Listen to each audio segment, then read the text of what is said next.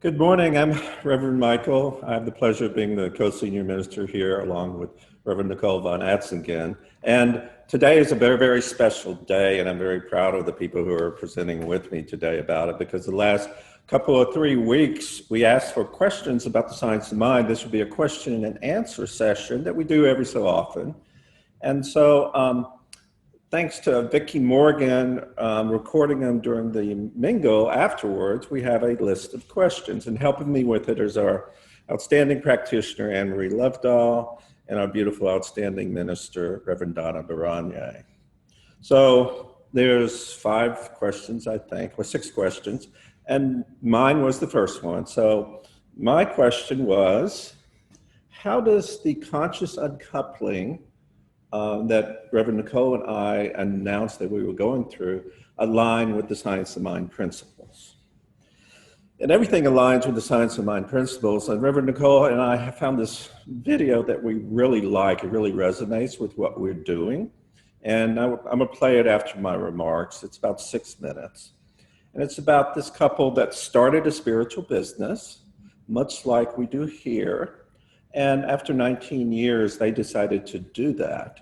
And as I said before, and as the man says in the video, what we're doing is this relationship that I'm in with Nicole, we're only coupling one pillar of that relationship. And that's that pillar of the relationship, maybe the romantic love, or maybe the husband and wife expectations. So Reverend Nicole and I are deep, dear friends. That's not going to change. Reverend Nicole and I have been partners in this spiritual community.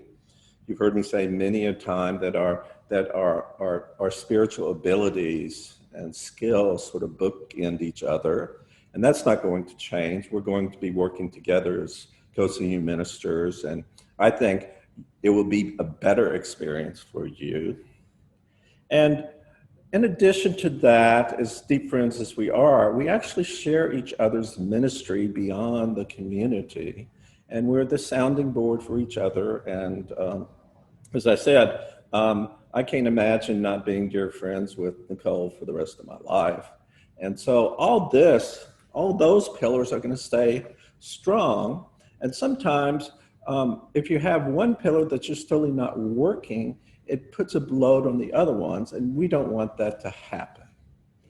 And so I said, to answer the question, how does this relate to the science of mind principles? I just went through the table of contents of the class, the foundations class that we teach, and they're all there. And the spiritual principles, as you've heard me say many a time, I think we have good sound practices and principles that we teach here and empower each of you to use. And we tell you they don't work only when times are bad.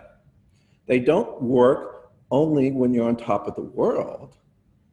These spiritual principles are here to guide you through the life experience.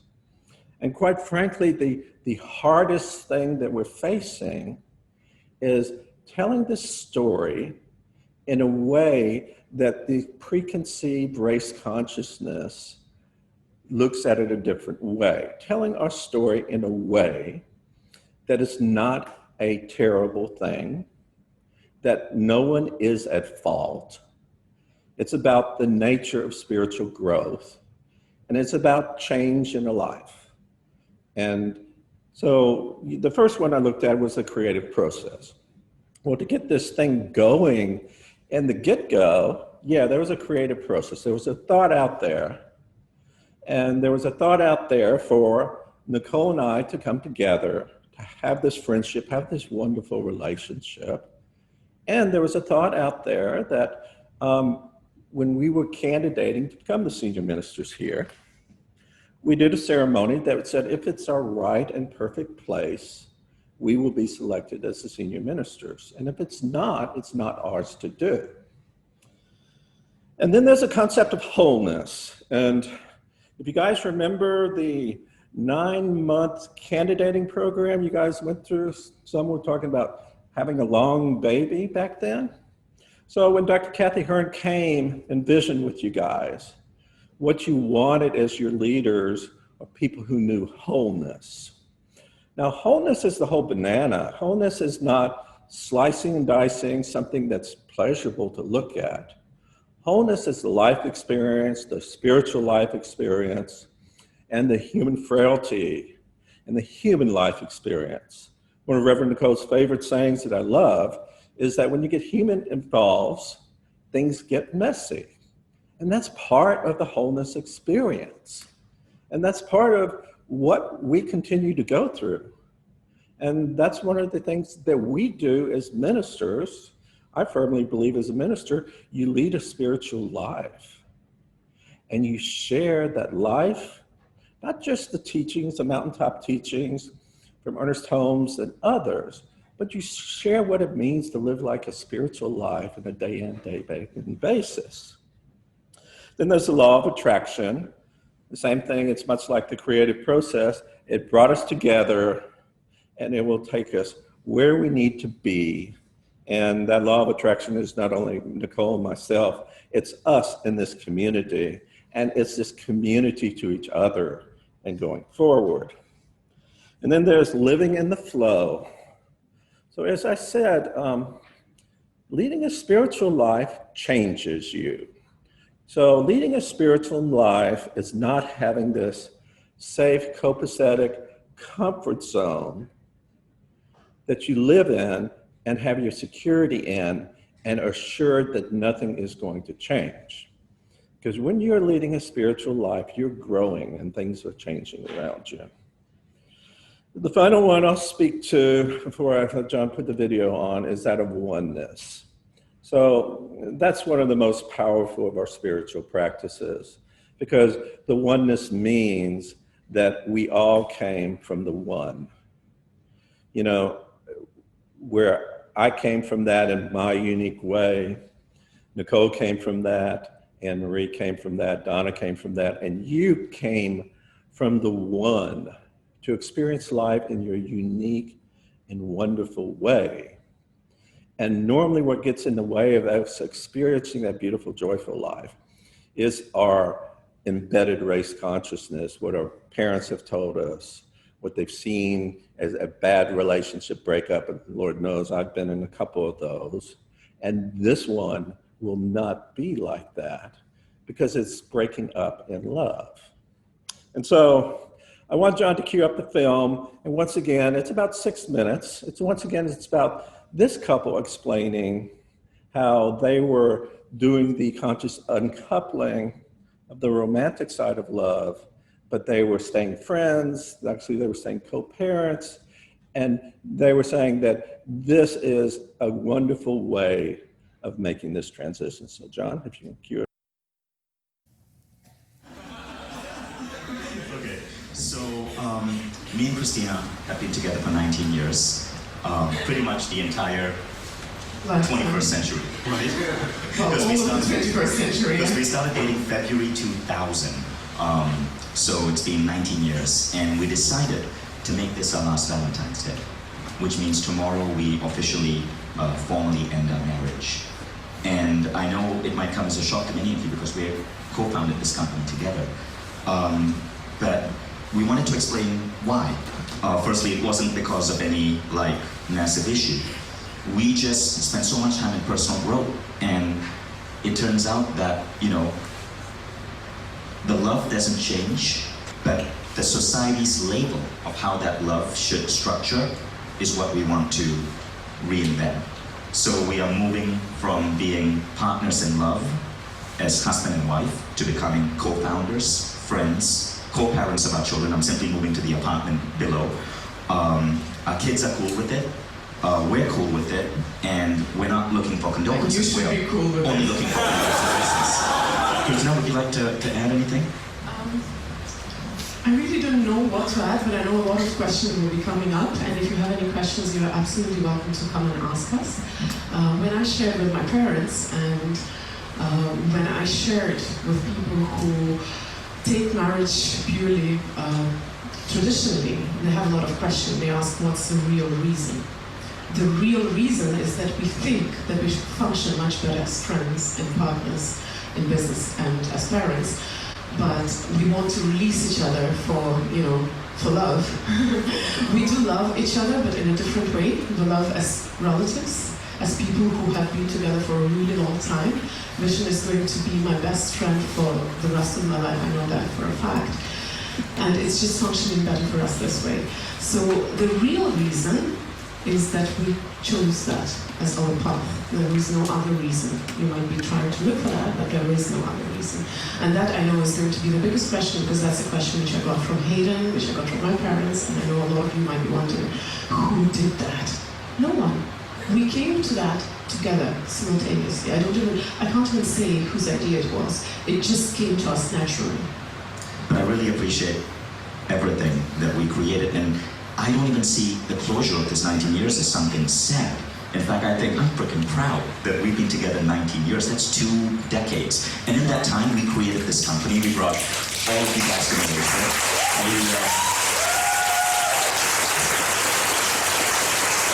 We created two awesome children who we are bringing forth in the world. Well, she didn't. I just had fun helping out. But I want to acknowledge Christina for one thing. When I was homeless, literally sleeping on a couch, because I had no money, I lost everything, I was broke, she was the person who believed in me most. And so I wear the wedding ring. I've worn our wedding ring for 16 years. And this wedding ring, because we were so broke, this ring cost $19. It's a $19 ring. It's fake gold. We bought it from her. It's not fake, it's real gold. Yeah, but it's diluted with copper. But this $19 wedding ring is probably my most prized possession. I've lost it several times. Once in a strip bar in Thailand. You don't have to bring up that story.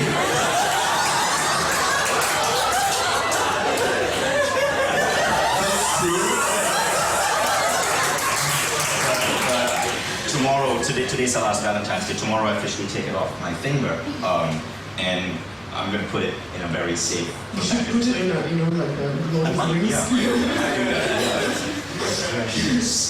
So anyway, we are doing a unwedding ceremony on Saturday. And honestly, we invited our closest friends, who turns out is pretty much Mind Valley people.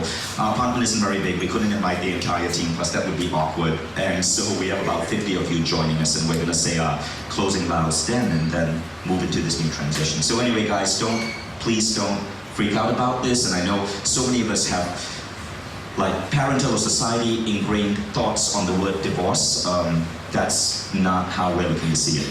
So, for my part, when I say I don't see it as an end of something, I would like to quote this lady, I don't remember her name, but the one who wrote that book that you gave me. She said that we should not appreciate the value of a relationship by the time that it has lasted. We should see the value of a relationship, but by what kind of transformation has happened to the people throughout this relationship. So I would say that in the 16 years together, or 19 years together, we probably have lived a few lifetimes of a lot of traditional couples who don't have the bloody courage to just say that it's ended. So I don't see it as an end of something. The 16 years that we were as a family, they're still there. Nothing changed. We are just releasing one part of our relationship which stopped working. So I'm not losing anything. So I'm gaining the person who is going to be so much closer to me for the rest of my life, and I'm just releasing one part of this relationship which has stopped working, and it just happens sometimes. So we don't see it as an ending, we see it as the beginning of a new phase. And we wanted to celebrate one last Valentine's Day together before we decided to do this.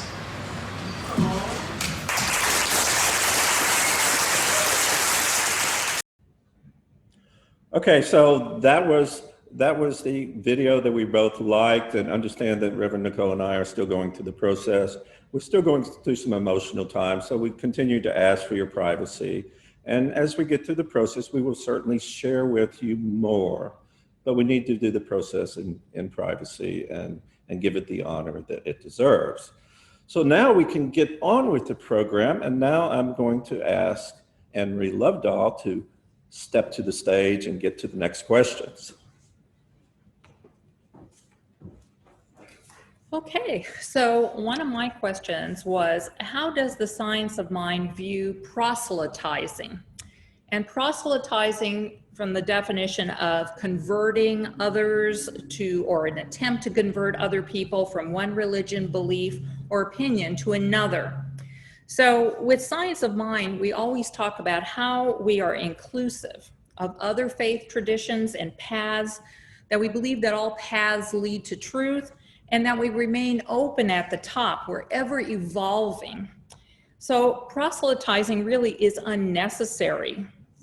The human spirit, in fact, we are spiritual beings in a human form, but we're evolving, and this ultimately will lead us to the truth. So in the words of Ernest Holmes, to answer this question, don't fight the opinions of others or waste your time arguing. Each must make the discovery of the spiritual universe for themselves. You are an eternal being now on the pathway of endless unfoldment. Follow the inward gleam of your consciousness and you will arrive. So it's all about following the inward gleam of our consciousness to arrive, as well as for everyone else. So now I'd like to go on to the next question, which was spiritual practices. So spiritual practices are tools, techniques we use to help us to create a deeper awareness and connection and alignment with our source, the universe, life, the supreme ultimate, chi, God, the divine, etc. Whatever words you want to use for that. We're attempting to create a deeper awareness, connection, and alignment with that in order for us to manifest our higher good. It might be to change something in our lives. It might be to keep something in our lives. It might be to change something in the world around us or for others.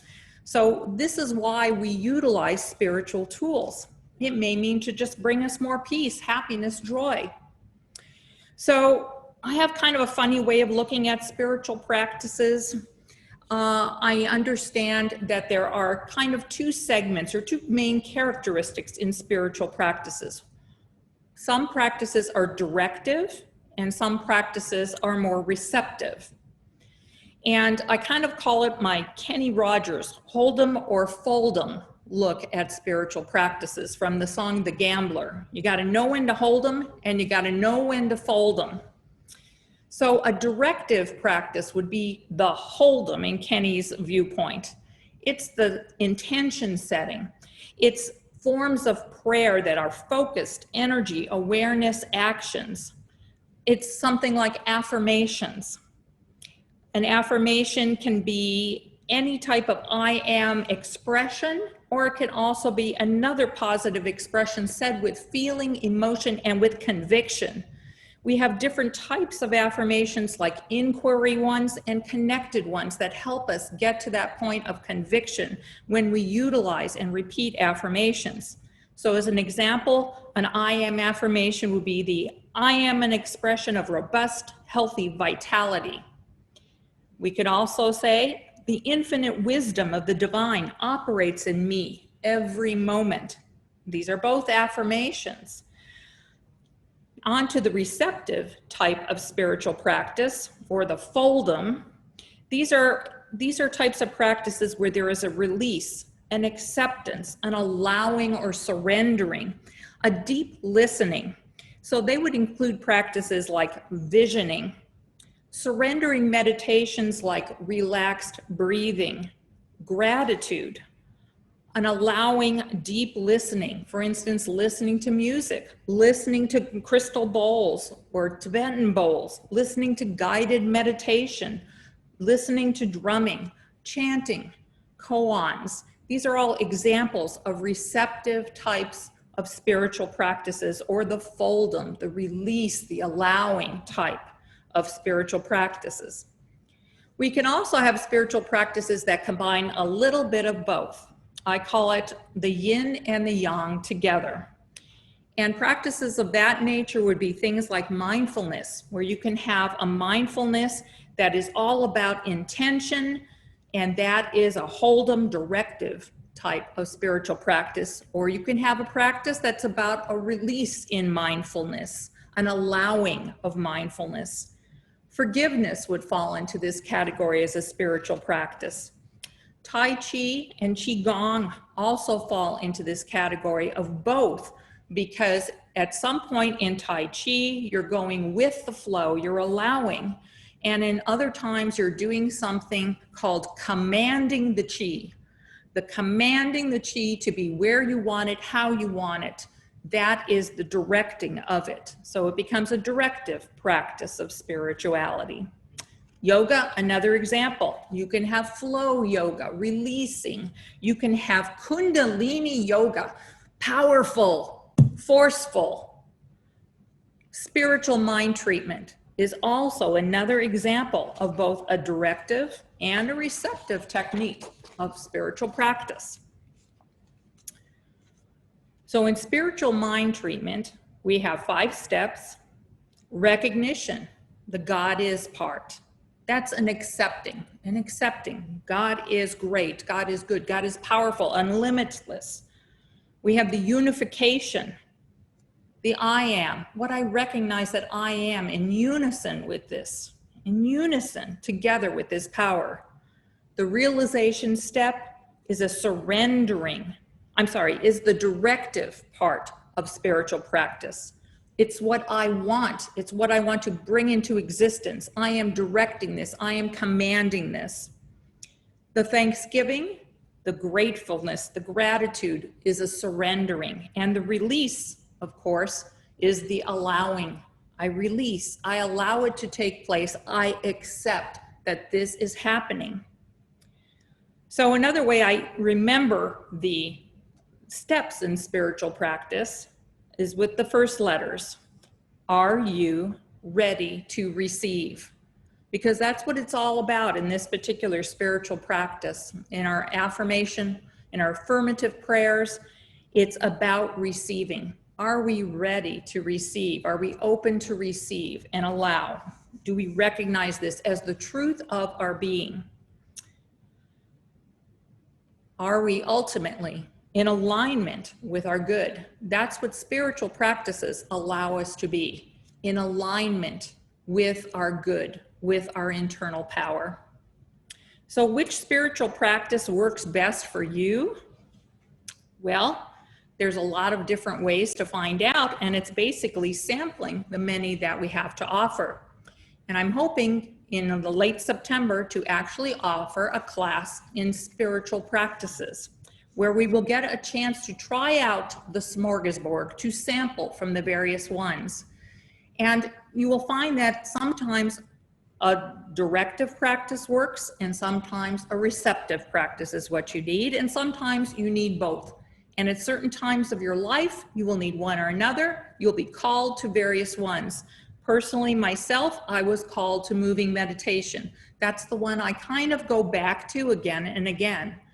So everyone has a different way of dealing with spiritual practices, using them, and what works for them is very unique to the individual. So once again, I'll invite you to come to the class, and now I'm going to invite Donna up to talk about her questions.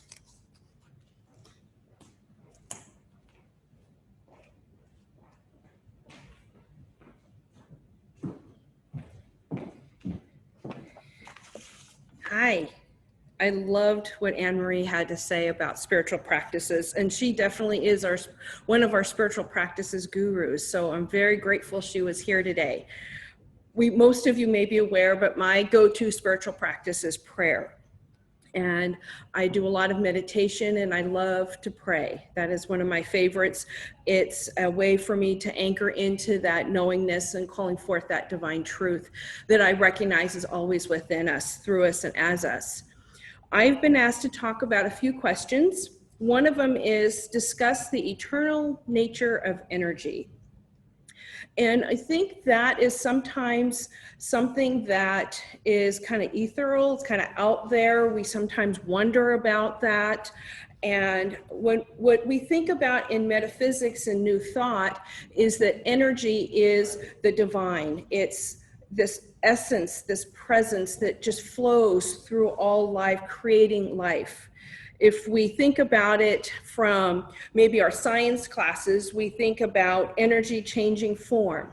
If we think about water, it can be steam, it can be fluid water, it can be ice when it's frozen, and then it can be thawed out back into water. And so it's an energy that has no beginning and no end. It may change forms, it may be something new, it may be a new way to create life. And so when we think about the eternal nature of energy, I want us to think about how we can utilize that in our everyday world, how we can utilize that energy of life, that divine presence that's expressing itself through us. How can we take a look at it in consciousness? Maybe it may shift a belief, or maybe it will shift a choice that we are making. We might be able to connect with that energy through a spiritual practice, like Annemarie mentioned a few minutes ago, because that eternal nature of energy is always present and it will never go away. It may shift its form, it may shift how it looks or how it feels, or maybe we don't think we can see it, but we can feel it. And that is also something I want you to think about. The next question is, how did we come up with the concept that God is love? This is probably my favorite question, because when we think about love, when we think about the divine, we think about qualities. And there are many different qualities of God: wisdom, intelligence, beauty, joy, health, and love. In How to Speak the Science of Mind by Dennis Merritt Jones, which is one of my favorite little books, he talks about love, and I wanted to share what he had to say. He says, "Is God the essence of love? He that loves not knows not God, for God is love." 1 John chapter 4, verse 8. In The Science of Mind, Ernest Holmes states, "Love is the self-givingness of the spirit through the desire of life to express itself in terms of creation. Love is a cosmic force whose sweep is irresistible. Love is the highest vibration in the universe. Nothing can withstand its embrace. The opposite of love is fear. In the light and vibration of love, the darkness of fear cannot exist. To know God's presence is to experience unconditional love. To see the presence of God in others is to love them. Unconditional love is always the answer." Love is always the answer, no matter what the question is. The love may show up in a different form, depending on what is being expressed and whatever the situation is. But in Science of Mind, we teach God is love. We teach there's an invisible love that is always present. There's the love and there's the law that Ernest Holmes talked about. He focused primarily on law quite often in the early parts of his teaching, but towards the end, he focused on love and how love can point the way, how love can show up and guide us, direct us, enfold us, be present with one another. There are many different types of love. And when we think about the love that we have for one another, that is the heart-to-heart connection. That is that concept that God is everywhere present, that it is that cosmic force that's wanting to express itself in so many different ways. We are part of that oneness. Sometimes we use the term microcosm of the macrocosm because we are an expression of the divine. We are that love that is who we are. And when we can anchor into that knowingness and feel and sense that quality, it can show up in amazing ways, ways we don't expect, ways that we do, ways that are subtle, ways that are more than subtle. It's all a different experience. But when we think about it, that energy that we talked about previously shows up as love. And then the last, and I'm going to ask you this question: how can you show up as love? How can you show up in the world expressing the divinity that's within you in the form of love? For each of us, that will be a different answer, and I look forward to hearing those if you'd like to share them with us at some point. The last question is the Science of Mind teaching and seniors. when we think about our life experience, we go through a variety of phases. And when we get towards the end of life, we sometimes wonder what's next. We wonder how we're going to handle what's going on in our world. Many of you know I have 2 elderly parents, both have physical challenges. So I've been able to watch and experience life with them when they haven't been able to do as many of the things that they like to do or want to do. And there's that opportunity in our teaching to recognize the eternality of life. It's that opportunity to recognize and honor the changes that are happening. Maybe it's we're not able to lean over and pick up something. I know my mom says when she used to drop something, she'd pick it up. And now when she drops it, she wonders if she really needs it. And then I pick it up for her. And we find humor in that. And there's an opportunity for us to really anchor into that phase of life that we are in right now. And know that, as Reverend Michael shared earlier, the science of mind is present in all forms of our experience, whether it's an opportunity to a challenge that may be pushing us forward into a new experience, or an opportunity to share love and beauty with somebody, or with ourselves, or with nature, or fur babies. There's that opportunity truly to guide us and direct us with where we're at in our place in life, in our phase of where we're at. But to honor that, call it forth, name whatever it is, and that human place I want to honor of the grief and the loss and the maybe the expectations of having a different experience that isn't showing up, and how we cope with that. I definitely want to mention the human part, because that is what Science of Mind teaches as well, is that we honor the human part of where we're at and express it in a greater way, and find that opportunity to look to the spiritual truths as we're honoring the human experience. And as we honor that human experience and realize that as life is evolving and changing, there are other things that are changing and evolving, and how do we cope with that from a human place and a spiritual place? And that is something that I feel is where the love is present. So I'm hoping that I've answered these questions, and if you have any questions at all, please feel welcome to contact us. Thank you for allowing me to be a part of the service this morning, and we're going to turn it over to Lindsay.